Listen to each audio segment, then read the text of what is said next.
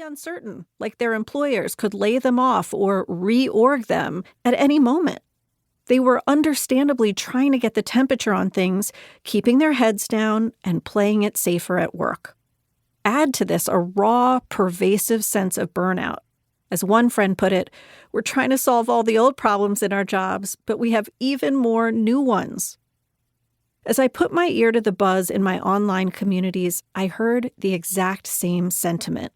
People were negotiating job stress, new financial worries, health and bodily concerns, canceled childcare, and more. For so many workers, their sense of agency and self-confidence was at the curb.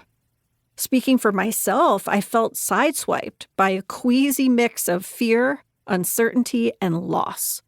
Can you relate? Somehow I'm betting yes.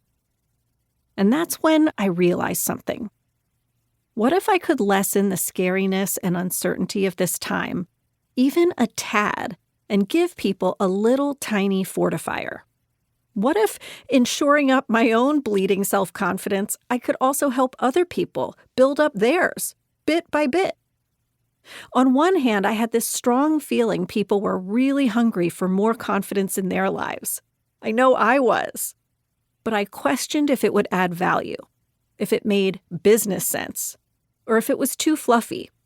And I wondered if something like a newsletter was a good idea or a passing impulse. But the next day, before I lost my moxie, I typed LinkedIn into my browser and hit Create a Newsletter. I decided I'd call it Quick Confidence. Not only do I love the topic of self-confidence, but I knew if I wanted to make a promise I could make good on, it would be keeping things brief. Besides, most of us don't have loads of spare time for a confidence intensive. We need actionable, memorable tips we can apply on the go. I made a colorful header on my laptop and I uploaded it. I decided each issue would address a specific facet of building confidence. Things such as dealing with intimidating people, getting ready for a high-stakes moment, asking for a flexible arrangement, rebuilding your confidence after a setback, and many more.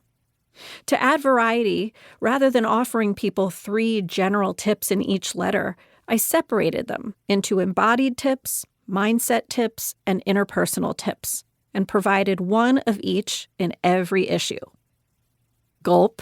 Here we go. I sent out the first one, promising to make it a weekly thing. And something amazing began to happen. People read it. They commented on it, and so many of them shared it. And soon it had thousands of subscribers. With each issue I wrote, I felt myself gaining little confidence wins, ingesting and absorbing the same messages I was asking others to internalize. New clients materialized too, saying, I found you through your newsletter. And people's success stories, they are like jet fuel to me. I used the trick you taught on rebalancing power, and it really helped with my executive presentation. I did what you suggested in terms of confident body posture, and I felt more cool and assured networking last night. I decided to stop breaking promises to myself all the time, and it's helping. Each comment hammered home that this confidence stuff is not inconsequential or merely fluff in our lives. Fast forward to today, my newsletter is 90,000 subscribers strong and counting. I no longer see it as a letter, but a forum, a practice, a gathering place, and source of encouragement for people all over the world. And did I mention that the best part of my week is reading people's comments, questions, and experiences? The icing on the cake came when LinkedIn recognized the newsletter as one of the best in the LinkedIn ecosystem. That's why pitching a book on confidence felt like a natural extension of the newsletter momentum.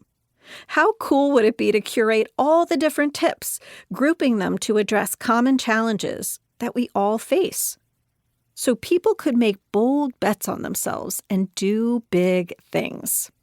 I set about doing just that. Those 4 sentences make it sound easy, don't they? It wasn't. Forever humbled that I am a student and a teacher, I faced at least a dozen